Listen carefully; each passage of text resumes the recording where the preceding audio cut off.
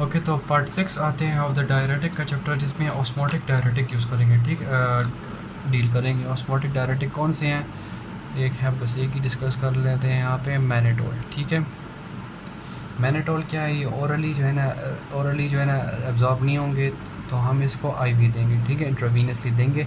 अच्छा, यहाँ क्या करेंगे, यहाँ हमारे distal convoluted the collecting ducts में इधर आ जाएंगे। ठीक है, ये क्या है, ऑस्मोटिक डायरेटिक है। मैं भी एक्सप्लेन करता हूँ। ये क्या आ गया, मैनेटोल आ गया। ठीक है, ऑस्मोटिक डायरेटिक क्या है, ऑस्मोसिस के थ्रू क्या कर रहे हैं, डायूरेसिस कर रहे हैं। डायूरेसिस क्या है, increase in the amount of urine. Osmosis क्या है, वाटर की डिफ्यूजन, हाई टू लो। ठीक है, तो ऑस्मोटिक डायरेटिक है, हर तरफ से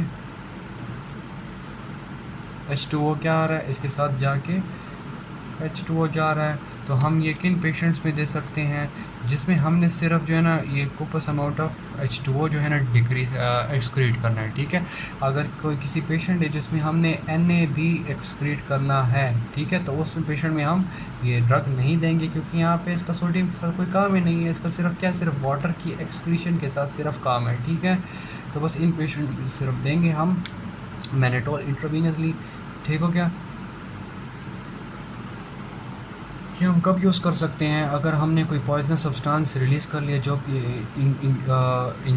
इंजस्ट कर लिया, जो कि रीनल इनसफिशिएंसी कॉज कर सकता है। ठीक है, तो इसकी वजह से हम क्या है, कोपस अमाउंट ऑफ यूरिन रिलीज़ करेंगे। ठीक है, तो उसके साथ वो भी बाहर एक्सक्रीट हो सकता है, क्योंकि बहुत स्प्लैश करके बहुत यूरिन वाटर सारा मूव कर रहा है बाहर, तो उसमें वो यूज़ हो सकता है। उसके अलावा जो है ना साइड इफ़ेक्ट इसके मेन क्या है, बस डिहाइड्रेशन ही हो सकते हैं, क्योंकि उसमें क्या है, बहुत ज़्यादा amount of urine, obviously water loss हो रहा है, तो यूरिन बहुत ज़्यादा है। ठीक है, तो बस ऑस्मोटिक डायरेटिक के चैप्टर को, टॉपिक को इधर ही ख़त्म करते हैं। तो बस यहाँ पे फिनिश हो गया हमारे डायरेसिस का ये चैप्टर।